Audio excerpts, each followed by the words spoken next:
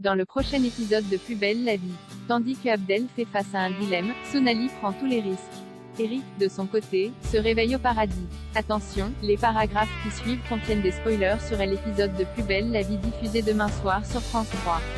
Abdel prend le parti d'Elisa alors qu'elle s'apprête à se faire agresser par l'homme qui la suivait dans la rue. Barbara est sauvée in extremis par un témoin qui promène son chien. En le voyant, son agresseur prend la fuite.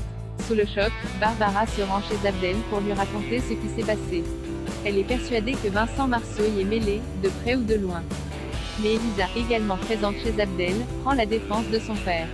Vexée qu'Abdel se range une fois de plus du côté de sa petite amie, Barbara prend la porte. Le lendemain, Tim accompagne Barbara déposer plainte au commissariat. Il soupçonne BTC d'essayer de les faire taire. Patrick reconnaît que les faits décrits par Barbara ressemblent à une tentative d'intimidation. Il décide de prendre l'affaire en main. De son côté, Abdel se confie à Karim sur sa situation. Ce dernier lui conseille de cesser de représenter Tim afin d'éviter de futurs ennuis. Plus tard, Abdel retrouve Elisa et Vincent pour déjeuner. Ceux-ci l'invitent à passer des vacances avec eux en Espagne pour l'anniversaire d'un cousin. Après quoi, Abdel se retrouve en tête-à-tête avec Vincent. Ce dernier lui fait savoir qu'il aura affaire à lui si jamais il fait du mal à sa fille ou si jamais il le décevait.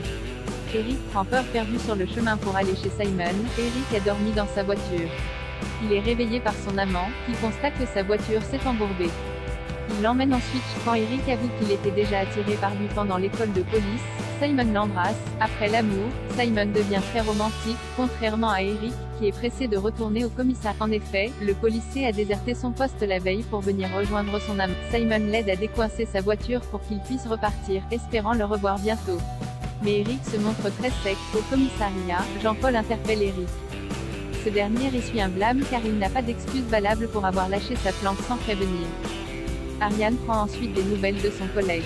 Eric lui avoue qu'il regrette d'avoir gâché un très bon moment avec Simon. Sonali continue de soutenir Dimitri. Sonali et Dimitri confrontent Nathan à la photo qu'ils ont reçue de leur corbeau.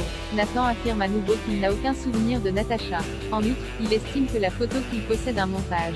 Pendant ce temps, Delphine prépare à Noé et Lola de ses idées de décoration pour le bal de promo. Elle envisage notamment de créer une galerie du temps avec des photos et des vidéos de toutes les générations. Lola charge Sonali de contacter les anciens élèves pour leur demander de leur envoyer des photos. Lola remarque que son amie est distraite et espère que tout va bien. Sonali lui assure que plus tard, Dimitri passe au Zéphyr pour prévenir Sonali du nouveau défi du corbeau. Il doit passer la nuit dans un casse automobile, situé à la sortie de la ville. Sonali décide de venir avec lui.